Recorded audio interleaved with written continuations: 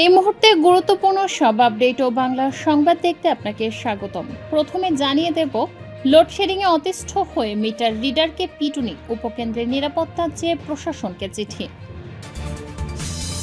কক্সবাজারের আবাসিক হোটেলে পুলিশ সদস্যের ঝুলন্ত মরদেহ উদ্ধার। প্রধানমন্ত্রীর খালাতো ভাইয়ের ফিলিং স্টেশনে ডাকাতি করে কোটি টাকা লুট, অস্ত্রসহ গ্রেফতার 5। দক্ষিণ লেবাননে ইসরায়েলি বিমান হামলায় নিহত 6। সর্বশেষ জানাবো, দেশের বাজারে ফের বাড়ল স্বর্ণের দাম, জানাবো ভরিতে কত।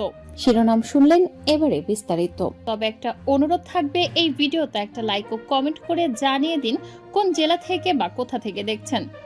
লোডশেডিংয়ে অতিষ্ঠ হয়ে মিটার রিডারকে পিটুনি, উপকেন্দ্রের নিরাপত্তা চেয়ে প্রশাসনকে চিঠি। জয়পুরহাটে তীব্র লোডশেডিংয়ের জনজীবন বিপর্যস্ত হয়ে পড়েছে। দিনে ও রাতে মিলিয়ে 24 ঘন্টার মধ্যে 10 থেকে 11 ঘন্টা বিদ্যুৎ থাকছে না বলে অভিযোগ উঠেছে। গ্রাহকদের ক্ষোভের মধ্যে পাঁচবিবিতে পল্লী বিদ্যুতের এক মিটার রিডার মারধরের শিকার হয়েছেন। এ পরিস্থিতিতে জেলার 5 উপজেলার 10টি উপকেন্দ্রের নিরাপত্তা জোরদার করতে জেলা প্রশাসক ও পুলিশ সুপারের কাছে চিঠি দিয়েছে পল্লী বিদ্যুৎ সমিতি। জয়পুরহাট পল্লী বিদ্যুৎ সমিতির সদর দপ্তর সূত্রে জানা গেছে, জেলায় প্রতিদিন বিদ্যুতের চাহিদা প্রায় 72 মেগাওয়াট, কিন্তু এর বিপরীতে সরবরাহ পাওয়া যাচ্ছে মাত্র 26 থেকে 28 মেগাওয়াট।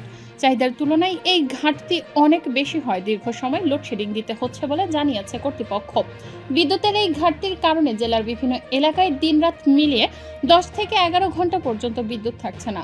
প্রচন্ড গরমের মধ্যে এমন পরিস্থিতিতে সাধারণ গ্রাহকদের মধ্যে তীব্র অসন্তোষ তৈরি হচ্ছে। অনেকেই অভিযোগ করছেন, বিদ্যুৎ না থাকলেও বিল কমছে না, বরং বেড়েছে। এই অসন্তোষের জেরেই পাঁচবিবি উপজেলার শ্রীমন্তপুর এলাকায় পল্লী বিদ্যুৎ সমিতির এক মিটার রিডার মারধরের শিকার হন। এ ঘটনায় মামলা দায়েরের প্রস্তুতি নিচ্ছে পল্লী বিদ্যুৎ সমিতি। পরিস্থিতি নিয়ন্ত্রণে রাখতে এবং লোডশেডিংকে কেন্দ্র করে কোনো ধরনের বিশৃঙ্খলা এড়াতে পল্লী বিদ্যুৎ সমিতির মহাব্যবস্থাপক আবু উমাম মোহাম্মদ মাহবুবুল হক জেলা প্রশাসক ও পুলিশ সুপারকে চিঠি দিয়েছেন। ওই চিঠিতে জেলার 5 উপজেলার 10টি উপকেন্দ্রের নিরাপত্তা জোরদারের অনুরোধ জানানো হয়েছে। গ্রাহক মাহমুদা বেগম বলেন, এমনিতেই বিদ্যুৎ থাকে না, তারপর বিদ্যুৎ বিল বেশি আসছে। আগে আমার 180 টাকা বিল আসতো, এখন 350 টাকা বিল আসছে। আমার বাড়িতে টিভি, ফ্রিজ কিছুই নেই, শুধু বাল্ব ও 2টি ফ্যান চলে। গরিব মানুষ এত বেশি বিল এলে কিভাবে চলবে? কক্সবাজারের আবাসিক হোটেলে পুলিশ সদস্যের ঝুলন্ত মরদেহ উদ্ধার। কক্সবাজারের বাস টার্মিনাল এলাকার একটি আবাসিক হোটেলের কক্ষ থেকে এক পুলিশ সদস্যের ঝুলন্ত মরদেহ উদ্ধার করেছে পুলিশ। শুক্রবার 14 আগস্ট বিকেলে দি গ্র্যান্ড ঢাকা হোটেলের 401 নম্বর কক্ষ থেকে তার মরদেহ উদ্ধার করা হয়। মৃত আতাউল কবির, বয়স 44, টেকনাফের হোয়াইক্যাং হাইওয়ে পুলিশ ফাঁড়িতে কর্মরত ছিলেন। হোটেল কর্তৃপক্ষ জানায়, আতাউল কবির বৃহস্পতিবার রাত 9টায় হোটেলের ওই কক্ষে ওঠেন। শুক্রবার সকাল 11টায় তার কক্ষ ছাড়ার কথা ছিল। নির্ধারিত সময়ে হোটেল কর্মীরা তাকে ডাকলে ভেতর থেকে কোনো সাড়া শব্দ পাওয়া যায়নি। দীর্ঘক্ষণ ঢাকাঢাকির পর সন্দেহ হলে হোটেল ব্যবস্থাপক পুলিশকে খবর দেন। খবর পেয়ে কক্সবাজার সদর থানা পুলিশ ঘটনাস্থলে গিয়ে দরজা ভেঙে ফ্যানের সঙ্গে রশি দিয়ে ঝুলন্ত অবস্থায় তার মরদেহ উদ্ধার করে। মরদেহের সঙ্গে থাকা জাতীয় পরিচয়পত্র যাচাই করে নিশ্চিত হওয়া যায় যে তিনি একজন পুলিশ সদস্য। আতাউল কবির পিরোজপুর জেলার নেসরাবাদ এলাকার আব্দুল খালিক তালুকদারের ছেলে। তার মরদেহ ময়নাতদন্তের জন্য কক্সবাজার সদর হাসপাতাল মর্গে পাঠানো হয়েছে।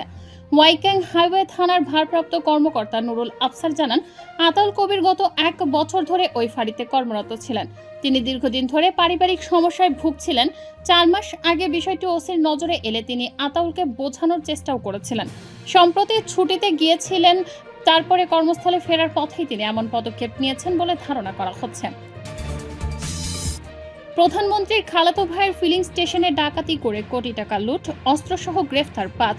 রাজধানীর এয়ারপোর্ট এলাকায় প্রধানমন্ত্রীর খালাতো ভাইয়ের ফিলিং স্টেশনে ডাকাতি করে 1,21,75,000 টাকা লুটের ঘটনায় 5 জনকে গ্রেফতার করেছে ঢাকা মেট্রোপলিটন পুলিশের গোয়েন্দা শাখা।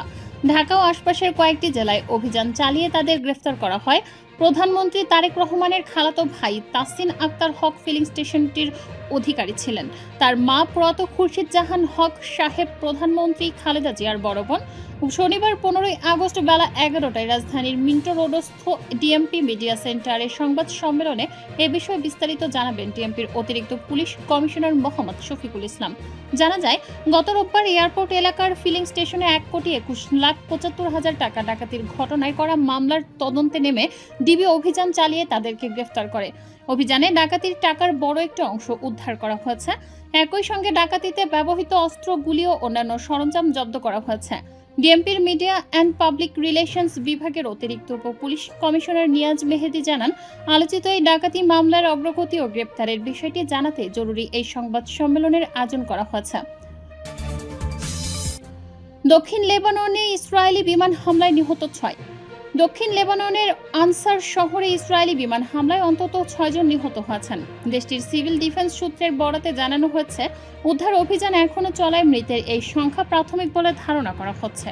শনিবার 15 আগস্ট ভোরের দিকে নাবাতিয়া জেলার আনসার শহরের উপকণ্ঠ এবং নাবাতিয়া আল কাফাওয়ার আশপাশের এলাকায় 3টি পৃথক বিমান হামলা চালায় ইসরায়েলি বাহিনী। একই সঙ্গে দক্ষিণ লেবাননের বিনোদ জবেইল এবং সংলগ্ন গ্রামগুলোতে বসতবাড়ি ধ্বংস ও বিমান হামলা অব্যাহত রেখেছে ইসরায়েলি সেনারা। লেবাননের ন্যাশনাল নিউজ এজেন্সি জানায়, ভোরে বিনোদ জবেইল শহরের একাধিক বসতবাড়ি বোমা মেরে উড়িয়ে দেওয়া হয় এবং কুনিন সাফ আল হাওয়া সড়কের আবাসিক এলাকা লক্ষ্য করে ভারী মেশিনগান থেকে গুলি চালানো হয়। এর আগে মধ্যরাতের কিছু আগে টায়ার জেলার আল মনসুরি শহরের আল মাসা এলাকায় বিমান হামলা চালায় ইসরায়েলি যুদ্ধ বিমান। দেশের বাজারে ফের বাড়ল স্বর্ণের দাম, জানাবো ভরিতে কত। দেশের বাজারে বাড়ল স্বর্ণের দাম, এবার ভরিতে 2158 টাকা বাড়িয়েছে বাংলাদেশ জুয়েলার্স অ্যাসোসিয়েশন। শনিবার 15 আগস্ট সকালে এক বিজ্ঞপ্তিতে তথ্য জানিয়েছে সংস্থাটি। সকাল 10টা থেকে এই দাম কার্যকর হয়েছে। বিজ্ঞপ্তিতে বলা হয়, স্থানীয় বাজারে তেজাবি স্বর্ণের পিওর গোল্ড মূল্য বেড়েছে।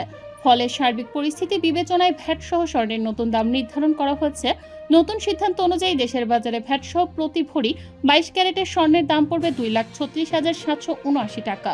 এছাড়া 21 ক্যারেটের প্রতি ভরি 2,26,165 টাকা, 18 ক্যারেটের প্রতি ভরি 1,94,206 টাকা এবং সনাতন পদ্ধতির প্রতি ভরি স্বর্ণের দাম 1,58,630 টাকা নির্ধারণ করা হয়েছে। বাজস জানিয়েছে, পরবর্তী সিদ্ধান্ত না হওয়া পর্যন্ত সব জুয়েলারি প্রতিষ্ঠানে এই দাম কার্যকর থাকবে। তবে অলংকারের ডিজাইন অনুযায়ী মজুরি প্রযোজ্য। স্বর্ণালংকার ও রৌপ্যালংকারের বিক্রয় মূল্যের সঙ্গে ভ্যাট যুক্ত থাকায় গ্রাহকদের কাছ থেকে আলাদাভাবে ভ্যাট আদায় করা যাবে না। এছাড়া সুনির্দিষ্ট ভ্যাট মজুরি ও পাথর বাদ দিয়ে অলংকার এক্সচেঞ্জ ও পারচেজের ক্ষেত্র বাজসের আগের নিয়ম বহাল থাকবে। এর আগে গতকাল সকাল 10টা থেকে ভ্যাট সহ সবচেয়ে ভালো মানের বা 22 ক্যারেটের প্রতি ভরি সোনার গহনার দাম 2,158 টাকা কমিয়ে নির্ধারণ করা হয় 2,34,621 টাকা। 22 ক্যারেটের এক ভরি সোনার গহনার দাম 2,100 টাকা কমিয়ে নির্ধারণ করা হয় 2,24,065 টাকা। এছাড়া 18 ক্যারেটের এক ভরি স্বর্ণের গহনার দাম 1,808 টাকা কমিয়ে নির্ধারণ করা হয় 1,92,398 টাকা। সনাতন পদ্ধতির প্রতি ভরি সোনার গহনার দাম 1,458 টাকা কমিয়ে নির্ধারণ করা হয় 1,57,172 টাকা। আজ সকাল 9টা 59 মিনিট পর্যন্ত এই দামেই বিক্রি হয় সোনার গহনা।